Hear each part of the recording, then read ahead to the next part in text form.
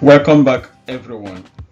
In our last session, we got connected and learned how to use our web browser, your digital vehicle for exploring the internet. But let's be honest, the internet is a massive, noisy, and marketplace. Billions of websites, articles, videos, and opinions, all competing for your attention. So how do you cut through the noise and find the one piece of information you actually need? That is what today is all about. We are diving into the art and science of smart searching, practical techniques that help you find accurate, trustworthy information quickly and confidently. Let's turn that overwhelming digital library into a tool that works for you.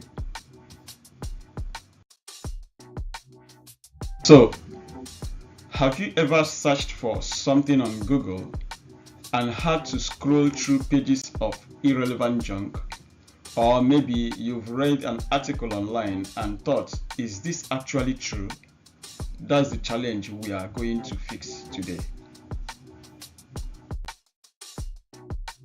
In this session, you'll learn a few simple but powerful tricks that will make your search results 10 times better. More importantly, you'll develop a credibility dictator to help you tell the difference between reliable sources and fake news.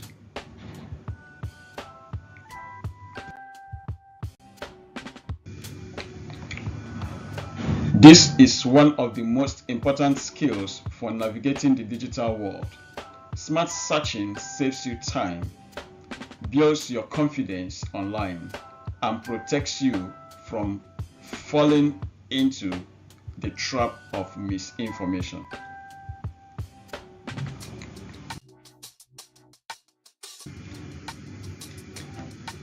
So here's how we'll do it. We'll start with simple search tricks, then learn how to find exact phrases and even specific file types. Next, we'll practice spotting credible sources versus fake ones. And finally, we'll do live demos so you can practice along with me.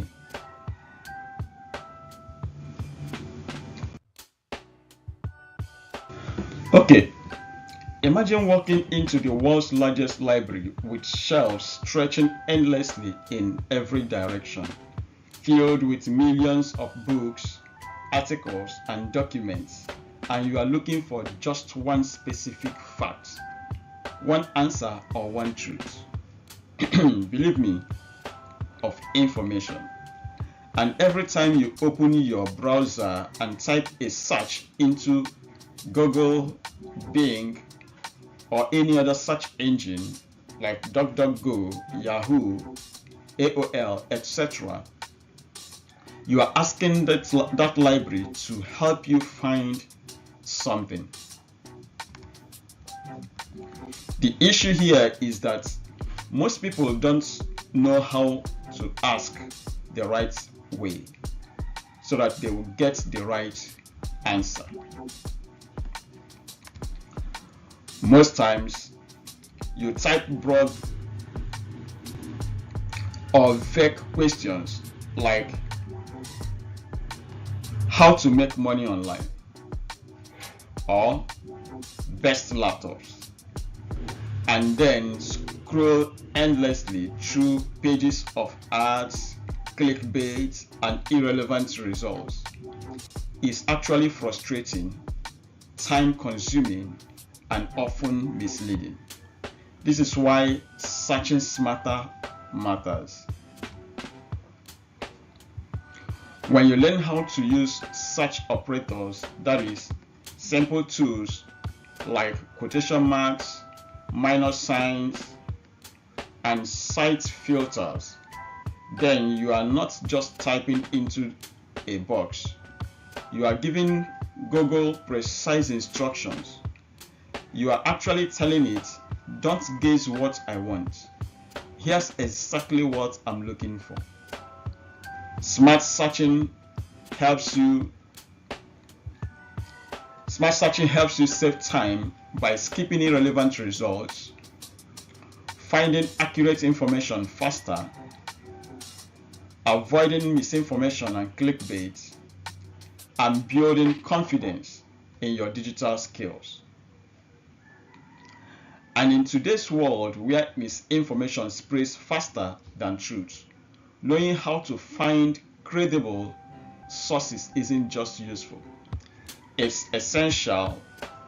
So, whether you are researching for school, project work, thesis, making decisions at work, or trying just to understand the news, your ability to search smartly protects you from being misled.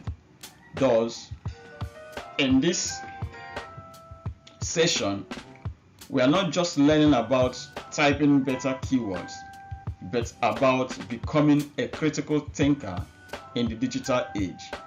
It's about turning your browser into a precision tool, not a guessing game. By the end of today's lesson, you'll know how to use search operators to refine your results, find exact phrases, specific file types, and trusted websites. Also, spot credible sources and avoid digital traps.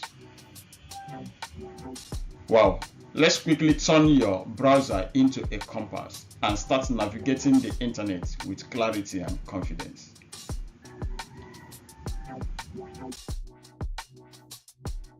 So, now that we understand why smart searching matters, let's talk about the tools that make it possible.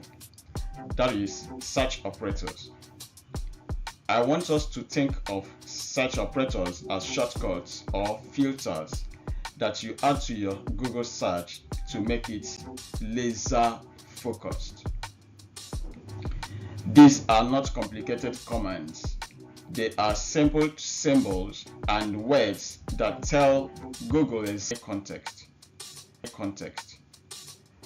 Adding quotes to your search is perfect for especially finding direct quotes, searching for book titles or articles or headlines. Also looking up for specific definitions. The second one is using the cite operator.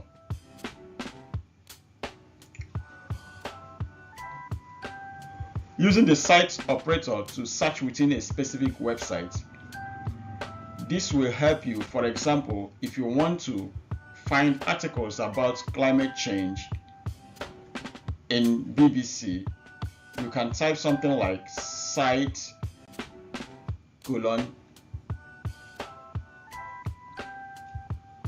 bbc.com, then followed with climate change. This tells Google to search only results from bbc.com. It's a great way for researching from trusted sources. You can use this technique to find content on large websites like WHO, that is World Health Organization, Wikipedia, or different government portals. As far as you understand that the websites are trusted sites and you want to know what they are saying concerning a particular topic, you can use the cite operator to search for certain keywords on that particular website. The third one is the file type operator. Use the file type to find specific types of documents. Let's say you want a PDF guide on digital skills, or you want information maybe for your research work that is in PDF or Microsoft Word documents, or any of the documents at all. But all you need to do is to specify the file type operator as you are searching. Now, for example, if you are looking for digital skills in PDF file, all you need to do is to type digital skills, then you type file type colon PDF. If it is a Word document, you type file type colon DOC or DOCX.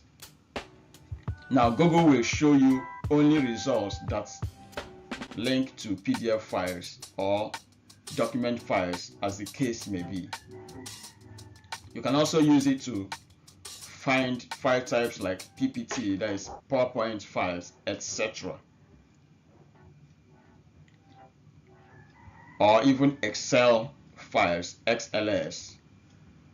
I believe we discussed about the file types or file extensions in our previous session. So depending on the file type you are looking for, you can search for it using the file type operator. So this is perfect for downloadable resources, for looking for templates, reports, and academic papers.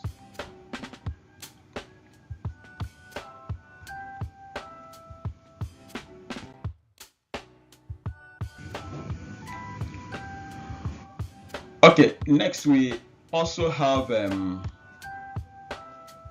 the minus operator, or you call it the minus sign. The minus sign operator is an important tool you can use to exclude words and prioritize your results from your search. For example, if you type apple minus fruit in Google, Google will prioritize results about Apple Incorporated in the search results. Now, similarly, if you type Apple minus company, the information on apple fruit will pop up first. This helps you filter out unrelated topics in your search.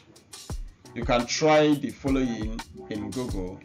You can type something like Python minus snake. This should give you results on Python programming language.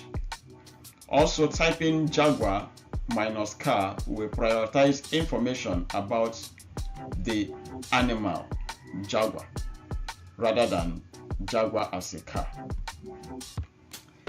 The next operator we'll look at is the OR operator. You can use the OR operator to search for multiple options, for example, remote jobs or freelance gigs. Google will show results that match either of the terms. This operator is great when you are exploring alternatives or want to compare options in your search. And finally, and basically not an operator, is being specific with your search terms or keywords.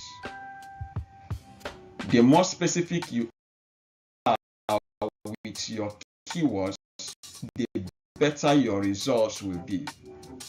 Think about what makes your need unique details to your search. Google will use those keywords to match your search results. For example, instead of typing remote jobs, you can be specific by typing systems administrator remote jobs in California. This will help Google narrow your results to the most relevant source pages. So these search operators are quite important and necessary for you to master and use them to get information smartly without any compromises.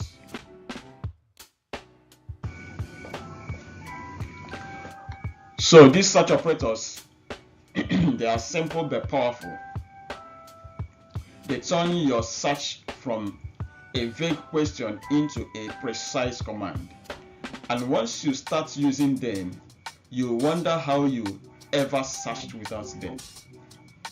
In the next few slides, I walk you through each of these in a live demo, so you can see the difference for yourself. Let's get started.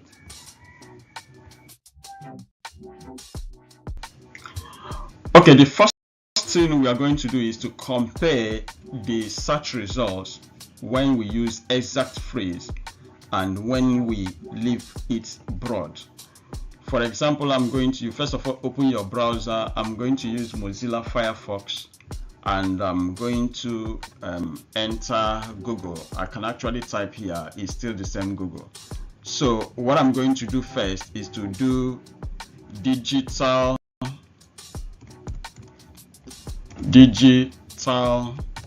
decluttering tips. Okay, just like this, and I will press enter. So let us see the search results that will show up.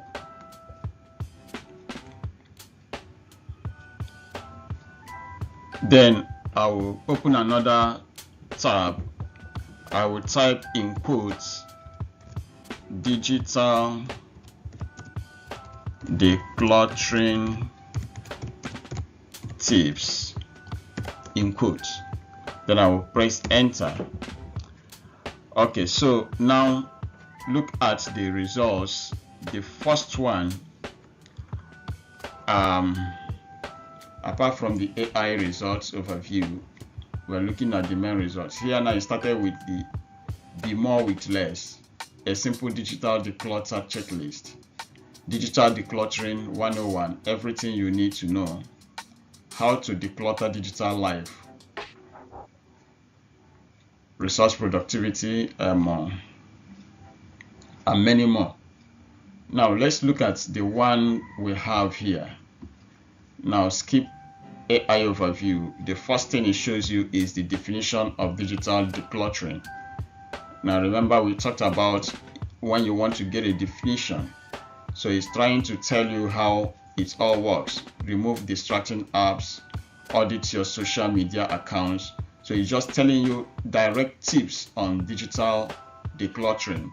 Delete old bookmarks, clear out your downloads. So this gives you the points directly on how to deal with digital decluttering. Then it now goes back to Reddit. What's the most surprising and effective digital decluttering? How to clean up your digital clutter. Digital clutter summary. Now you notice that the results here are quite different from the results here.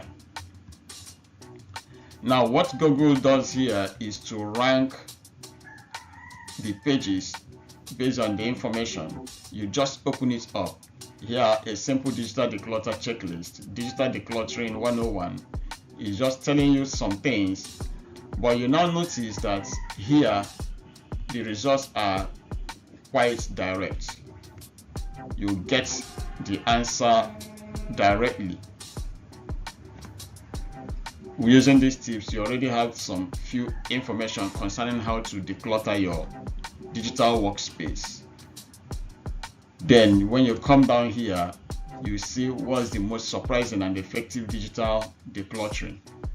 Directly, how to clean up your digital clutter. Digital clutter summary. So using a quote helps you get the information you are looking for very fast and directly than opening it up.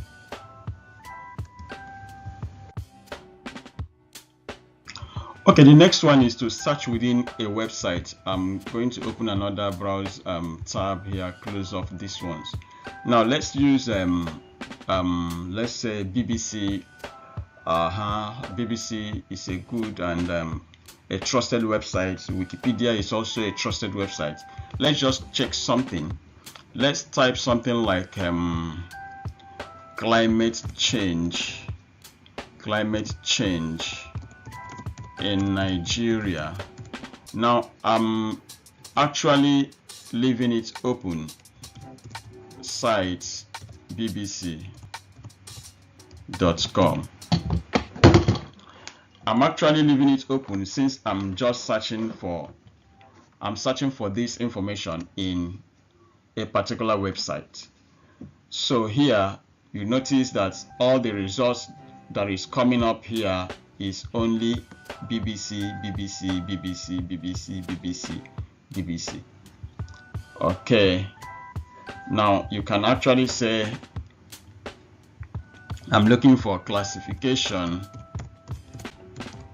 of computers site Kmacims. Enter. Oh, okay, so sorry, I didn't complete it.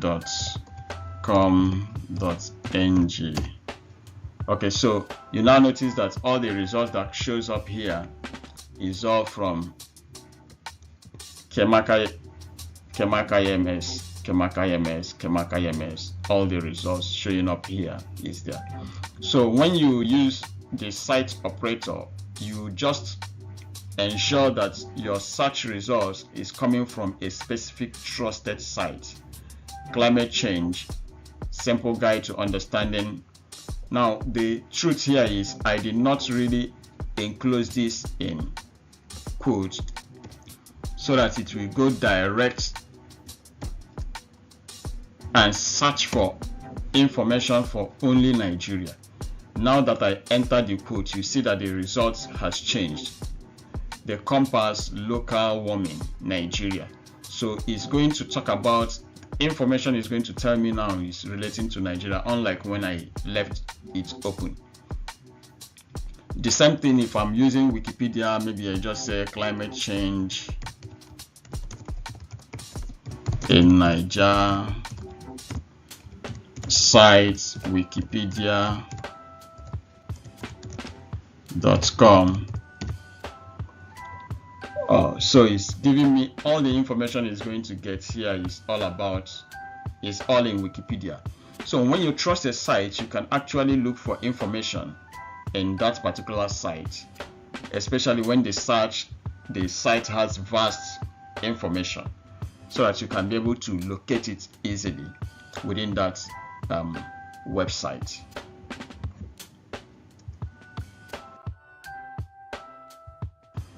Okay, thirdly, we are going to use the file type search. Using the file type is as simple as we've been using before. Let me assume I'm looking for digital skills.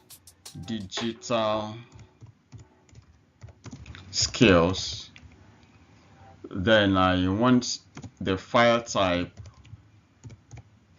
to be in PDF. So I will just press enter. Now I'm expecting the results to be in PDF. Here this from World Bank PDF. Okay, from ITU Academy PDF. So you notice that all the files, the results here have somehow PDF in them. So because I'm looking for it in PDF. Now assuming I change the file type to docx. Now note that the results have changed. Now it's now giving me doc, that is document doc. If you notice, you see that the file type has changed to doc. Now assuming I change it to ppt, now you also notice that the file types have changed to ppt.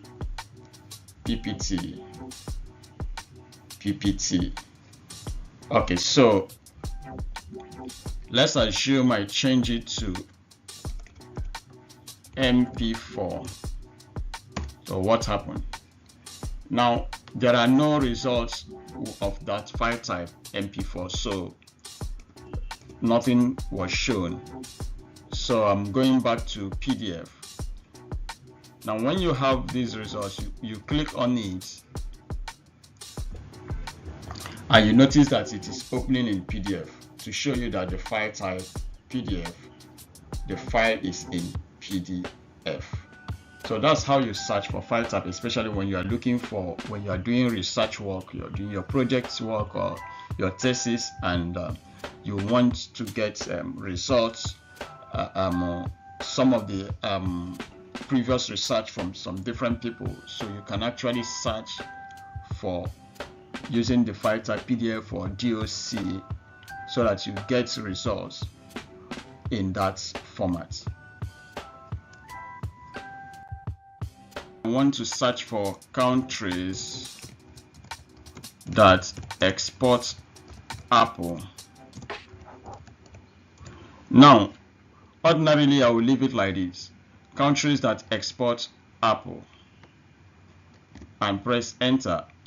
Now Google is going to help me search, because it's going to think that I'm looking for apple fruit. You see, it's going to give me results concerning apples.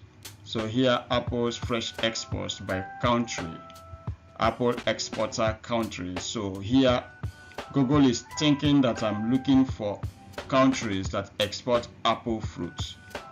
So, but assuming that I'm looking at countries that export apple products, now in as much as I'm supposed to be specific by entering apple products here, what I'm supposed to do now is, instead of leaving it like this, countries that export apple, I will add minus fruits in it, so that Google will not consider the apple fruit, but will consider the apple company. So when I now press enter, you notice that the result has completely changed. Here it's giving me the top countries in apple's export volume share by country. Now it's now looking at the apple as a company. Global apples export volume share by country in thousands. Here now you're seeing it as international apple export market overview, Apple iPhone import export data. So here you notice that adding the minus sign helps streamline the information that Google is showing me right now. So that's the importance of using that minus sign. Now, for example, if I'm looking at, okay, Jaguar as a car, so I will just, if I just put Jaguar here, it's going to show me Jaguar as an animal mostly first. Now it's also adding the car, but assuming that I really needed the car, I don't need the animal, so I'm going to say minus animal.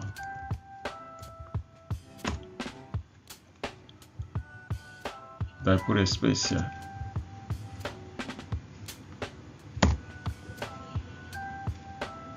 Okay, so you say minus animal, you now notice that it's now giving me cars, no longer the animal. So that's the good thing about using the minus sign. You just use it to eliminate some results in your search results.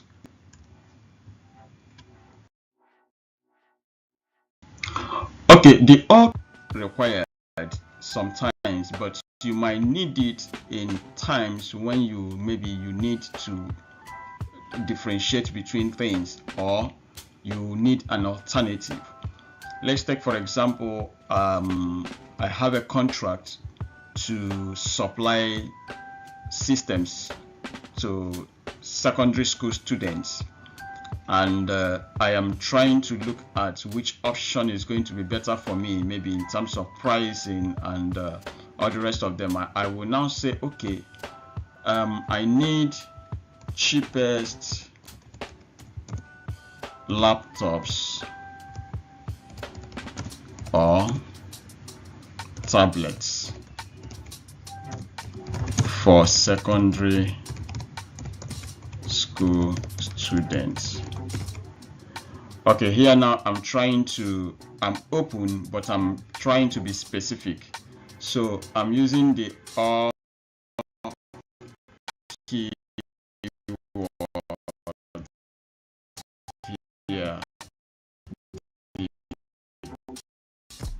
operator here. So I press enter. It's trying to that comparison to show me some tablets and WhatsApps. So here you notice that it's going to show me results based on those things. Affordable tablets for students, best options. 4 best budget and cheap laptops for students. So it's giving me both of them. Now if I want only laptops, I'm not going to be seeing results on tablets also. So just the all keyword, you might not necessarily need them. You can decide to use laptop first, then search for tablets next. You don't have time, you just want to make the comparison quite well easily, so you can use the or operator to streamline your search.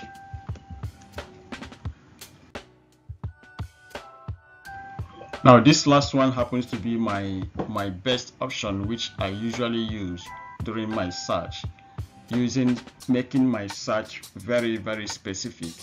So I either use the quotes or I use the specificity. I just specify exactly what I need.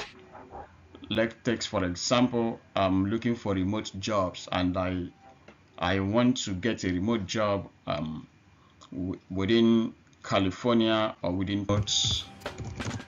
jobs in Texas. Now I'm trying to be very specific. Another state, I can change this to California.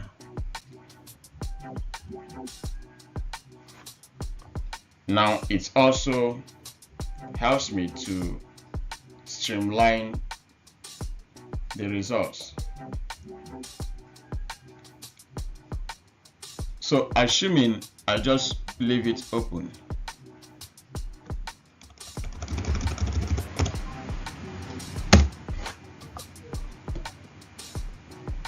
now it's going to show me results from different locations, but remember that I also made it I am also specific by specifying what type of job I'm looking for, particularly data analyst. Now if I remove the data analyst part and just say only remote jobs, you are going to see quite a number of results. Work from home, remote jobs in Lagos, remote jobs in Lagos. Now there is no specificity to it. You are only looking for that. So when you open it, you now start looking for if the jobs available there is what you are looking for or what you are not looking for. So it's important you specify the exact thing you want, or you use the quotes to streamline your results. Now this helps you to actually get your result faster, at least within the first 3 searches, be able to get what you're looking for fast than scrolling down through the millions of results that Google will always show up. Now we've been able to understand how to use all those information that all those search operators, and being able to find results very quickly and fast. But the question is, all those information that we are displayed here, can we, and misinformation spreads faster than truth. That's why developing a credibility detector is essential. It's your internal radar for spotting what's trustworthy and what is not trustworthy. Trust me, it's very essential.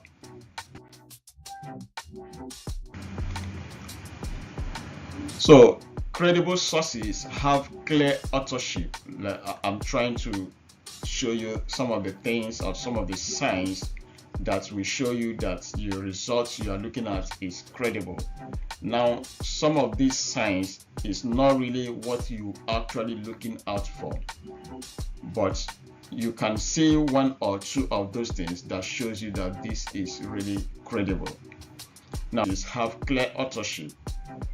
They come from trusted organizations or websites, and they are backed up. Usually they back up their claims with evidence. They're also regularly updated. That is, they update the information in the site very regularly. Now, if any page looks anonymous, outdated, or overly emotional, you have to be cautious of that particular page. Now, one thing is, some clickbait, they usually use emotions to capture the attention of people, and they will sell false info. So we have to be careful when we look at such pages. You understand that some of the information in such pages are not true.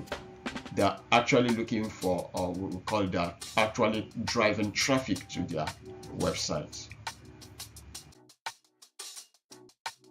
So I want to illustrate something here. I'm switched off to this place. Let's assume this. An information comes and say that UN wants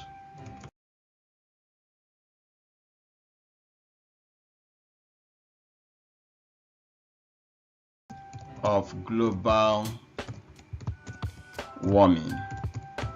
Now this is an something that is trending, assuming.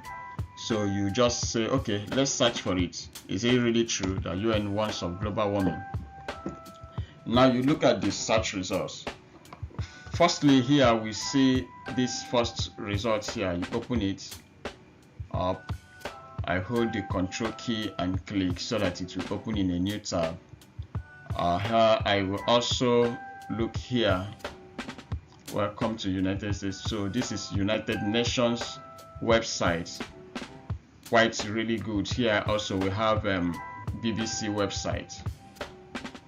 Now you are going to see quite a number of websites that is going to show you some kind things that relate to global warming. Remember, I am open so that you can be able to see quite a number of them.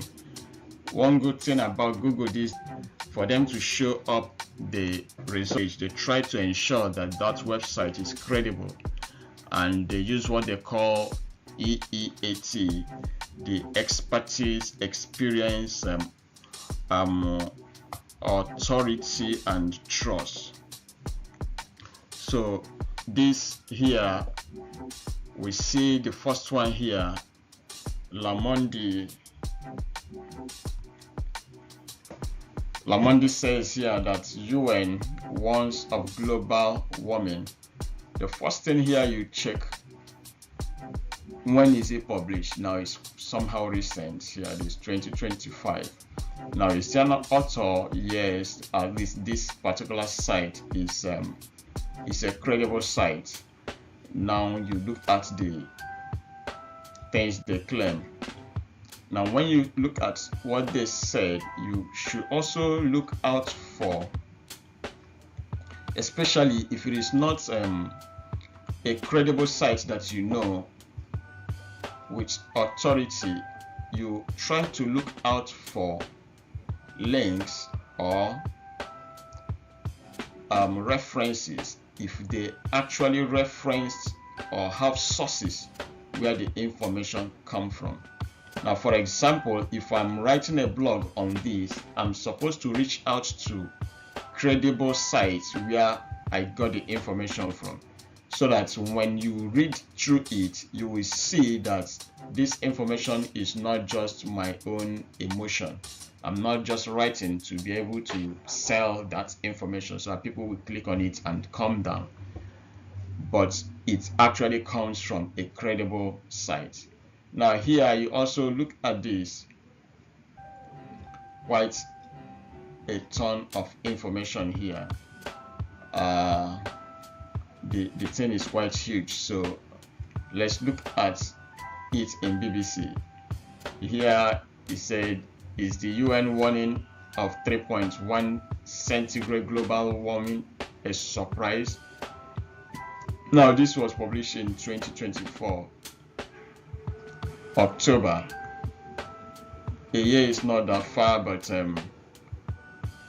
we can still use this information, update it, and add some things. So one thing you need to look out for is the author. Who is the author? If the author is an authority in that particular area, okay, we can trust it, but it doesn't mean that you are going to trust that person blindly. Now, this is the author of this. Now, they say it's an environmental correspondent, so that means this author is quite a specialist in the field. So what he's saying, we can listen to it, then look at the site. Is it a credible site? Now, I'm going to show you how to also, when you get information from a site that you don't know so well, like this BBC, Wikipedia, these are open sites. There are still other small blogs that also serve credible information, but all you need to do is, I'm going to show you how you are going to use some tools to dictate whether that site sells credible information or not, so that you can be able to trust that site whenever you see information in that site, or not trust the site whenever you see the information from that website. So when you look at that, you also look at what is the source of the information that that site is selling, and you can now know whether you are trusting that website or not.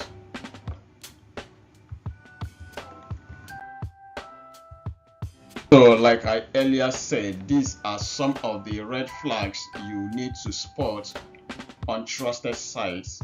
Many times, misinformation often hides behind flashy headlines and emotional language. If a page makes bold claims without evidence or contradicts what you know to be true, it's a red flag for you. Always ask, who wrote this and why should I trust them?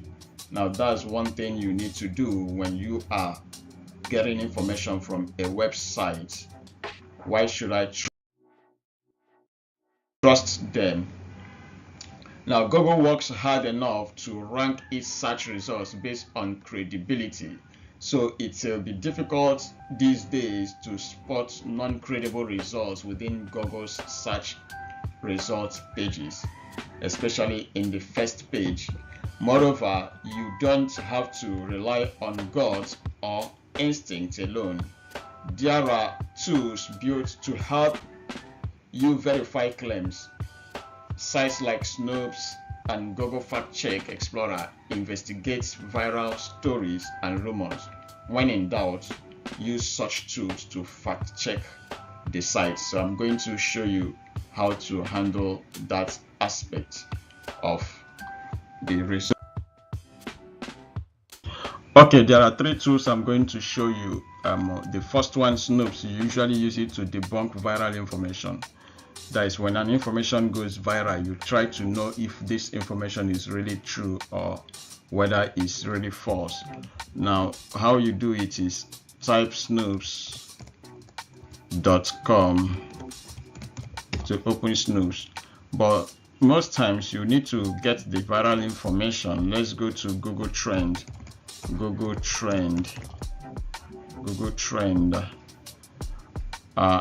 Trend, we look at what is trending, what is really trending right now. Let's just start from there. Okay, we are looking at what is trending now, although there are still things that will be that have trended in the past 24 hours and all the rest of them. Google Trend. So here I will look out for what is trending in Nigeria. Let me take business. Now let me select intellectual property. You can select anything. Okay, I'm going to use this. It's trending in the past 4 hours. At least it's giving us a little ample time. Let's see. Now this says that NEC Corporation to merge with NEC Patent Service. Okay, so let's check to say this claim. Now the first thing I'm doing is to copy that. I'm going to paste it here, Snoop search. Okay, try Snoop's Fact AI. Let's see. No results. That means maybe the claim has not really gotten to it. Let's see the fact boats. Okay.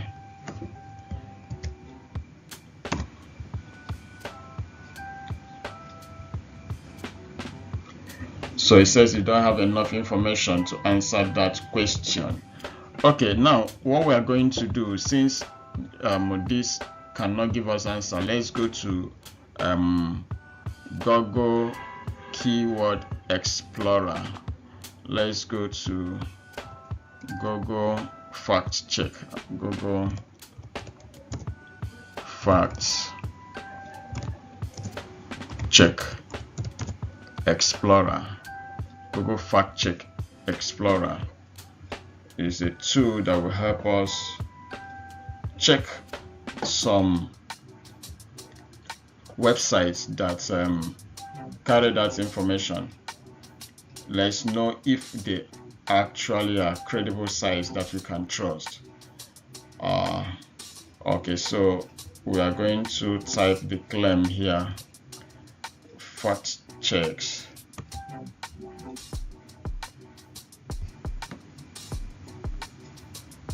No claims matching NEC operation to match with NEC patent service. We are found in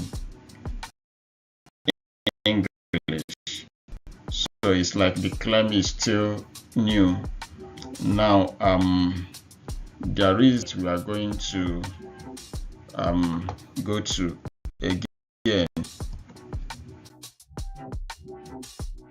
Okay, so media bias fact check. Media bias fact check, mediabiasfactcheck.com, to check how credible this source of information is. So here I'm going to highlight the entire URL, go here, enter it here, then I will search. Let's know how credible this source of information is. Fox News, bias and credibility. Okay, so here I'm going to, it says a questionable source. A questionable source exhibits one or more of the following: extreme bias, consistent promotion, propaganda, conspiracies, poor. So let's read more. So it's like they source their information news. So here it's telling me that tends towards extreme bias, so very low credibility. Okay, here questionable source. A questionable source is so conspiracy, poor sourcing of information, and complete lack of transparency, and or is fake news. Fake news is, so here now here we'll go down to check data reports, questionable reasoning.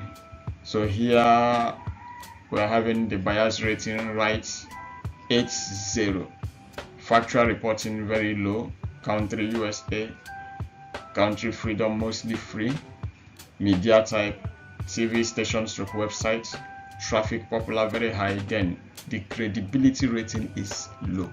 So because of this credibility rating that is low, we might not likely trust this information because it has a low credibility. So we have to wait, maybe after some days, then we can check back to know if these other places, the fact check for Google and Snoop, have actually fact checked this information to know if they are credible enough for us to carry it along. So this is how you'll be able to, when you have a website that you don't really know carrying information, you try the much you can to fact check them using these two Snopes, Google Fact Check Explorer, and Media Bias Fact Check. So you can use them to check how credible the source of information is, to be able to know if you are actually carrying the real information or you are carrying a rumor.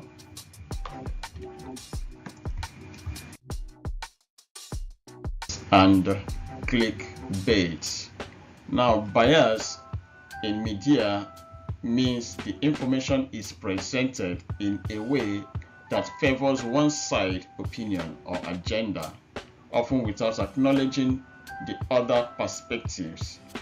Now, it's not always obvious. Sometimes it's in the tone, the choice of words, or what's left out. Now, there are different types of bias, including political bias favoring one political party or ideology. There is sensational bias, which exaggerates facts to provide emotion or provoke emotion. There is also confirmation bias, which is only presenting information that supports someone's belief or a particular party's belief. There is also omission bias, which is trying to leave out key facts or context in order to favor its own particular belief or opinion. Now, examples include comparing. Let's compare these two headlines, which states government finally acts to protect citizens. Now, there's another one that says government imposes new restrictions on freedom. Now, both describe the same policy, but the tone and framing are completely different. You now look at it there as a government finally acts to protect citizens. Government imposes new restrictions on freedom. Now you see how usually news headlines used to frame such things to favor themselves. Now that's the things you need to watch out for. Now we have clickbait, like I said before, clickbait. Now clickbait is designed to grab attention and get clicks. Now often by using exaggerated, misleading, or emotional headlines. It promises more than it delivers. Now that's how we recognize clickbait. You see them saying certain things that will evoke your emotion. You just want to know, what are these people saying?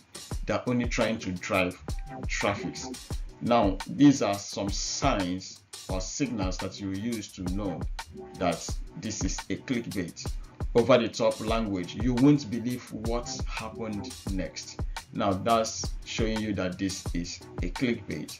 You have something like, say, wow, he made 2 million in 3 days. Now that's a clickbait, just trying to drive traffic. Now there's something emotional triggers, like this will make you cry. That's a clickbait. Now most times when you even open such pages or such information, you wouldn't even see anything valuable in such. Now look at fake or misleading claims. Now they have something like doctors hate this trick. Now that's just to attract attention, unnecessary attention. Most times you see that they don't have any clear source, no particular author that wrote such things, but they're only trying to drive traffic. Now clickbait often leads to low quality content. They lead to ads or misinformation. It's designed to manipulate curiosity, not to inform. Now headlines are written to attract attention. Headlines are written to attract attention, not always to explain the full truth. They are short, punchy, and sometimes biased or even misleading. That's why it's critical to read beyond the headline. Check author and source. Look for evidence and citations. compare with other reports on the same topic. Now, for example, see this headline: new study proves chocolate cures anxiety. The actual article, the study was small, inconclusive, and funded by a chocolate company. Now, this is how clickbait work. They are just trying to evoke your emotion. Now, think about it. New study proves chocolate cures anxiety. Now you say, wow, this is wonderful. You go ahead and click on it, but at the end of the day, you notice that there is no information there, and that was funded by a chocolate company because they want to sell their products.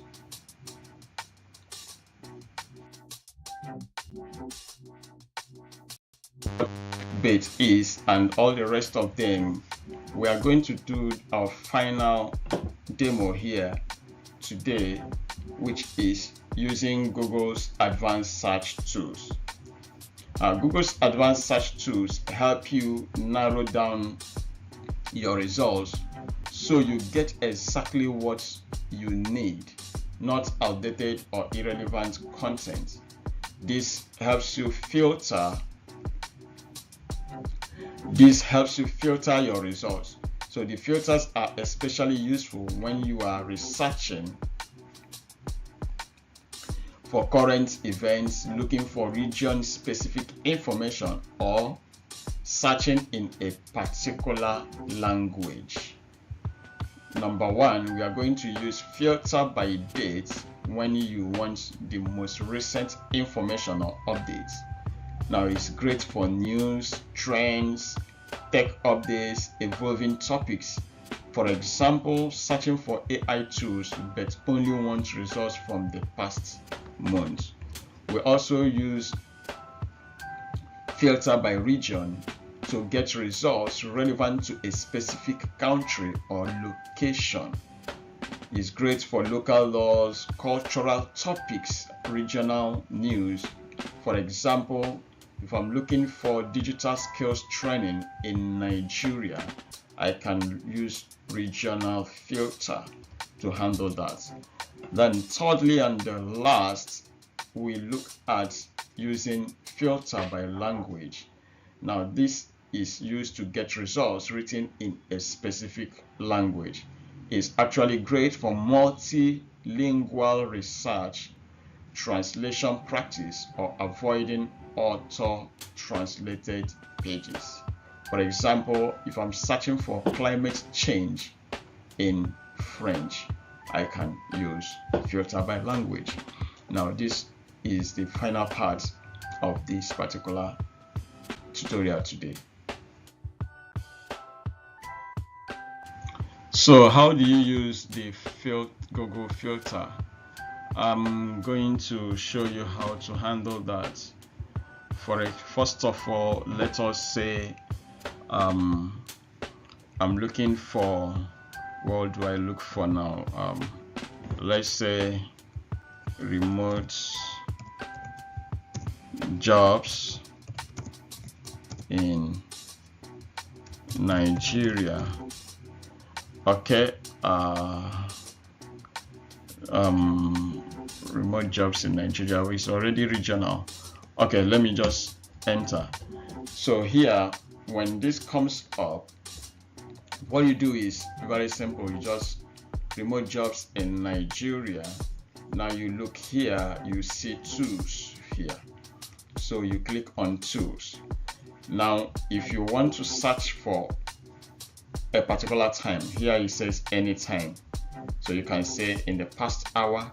So it's going to give me results for the past hour.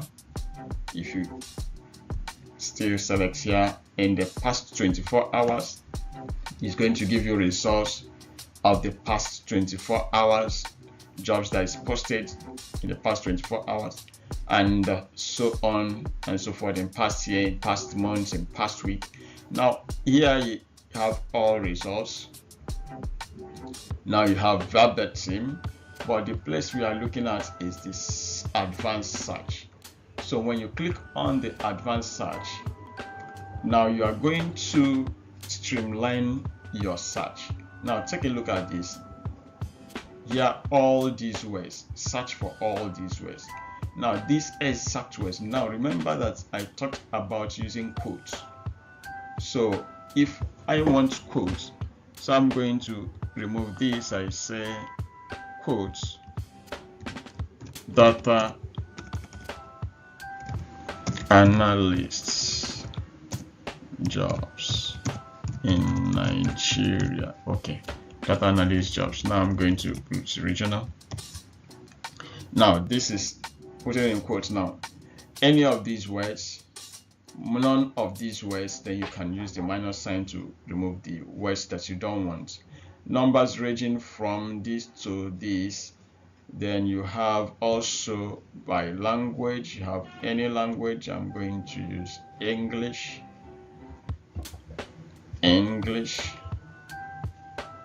So I put English. Here I'm going to use region. What I need is Nigeria. If it's not Nigeria, don't display. So I'm going to use Nigeria. Then that's it. Okay, so it should be any format. So you now click advanced search. Okay, so here collecting analysis, there's the results now. Streamlined what a data analyst does. 100 plus data analyst jobs, employment to October 2025. Data jobs in Nigeria, data analyst jobs in Nigeria, September. So you use the Google Advanced Search tool to streamline your results. If you can't remember all those operators we discussed, you can use this tool to make it easier for you. Fill in that form, then click Advanced Search, and the result will be streamlined for you very quickly and fast.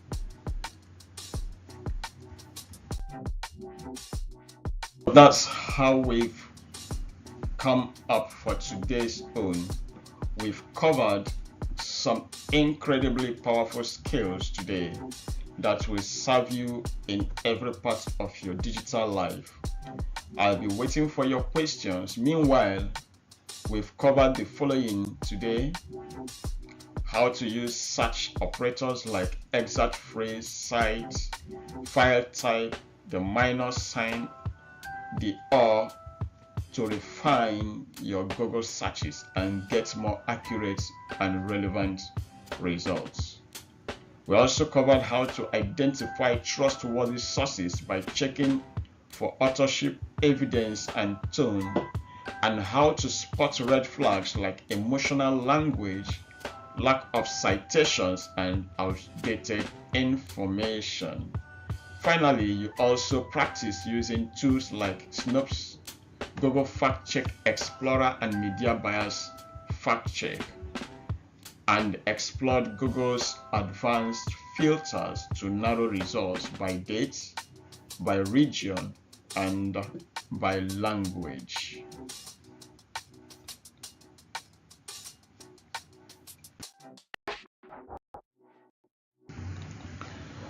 For your homework, I want you to practice being a critic. It's about finding a right or wrong answer, but about practicing the skill of evaluation. Find two sides about something you love and evaluate their credibility. Wow, fantastic job today. Everyone, you have tried being here. If you are watching later, you can submit your results in the comment section. Basically, for everyone, you can come back and submit your results in the comment section. You've taken a huge step toward becoming a confident and critical internet user. Next week, we'll dive into another essential skill: email and online collaboration tools. See you then.